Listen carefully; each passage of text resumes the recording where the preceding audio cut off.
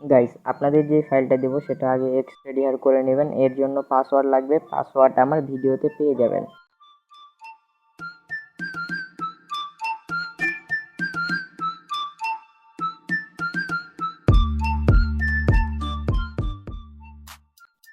এক্সট্রাডিয়ার হয়ে গেলে সোজা যাবেন গেমে যাওয়ার পর এখানে 3টা ম্যাপ ডাউনলোড করে নেবেন।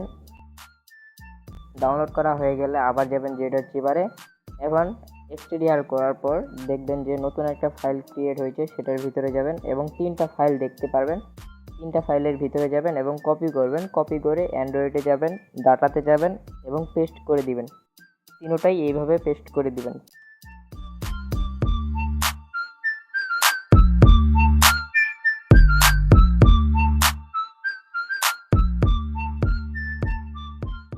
পেস্ট করে দেওয়ার পর আবার গেমে আসবেন, গেমে আসে আপনি গেম খেলতে পারবেন।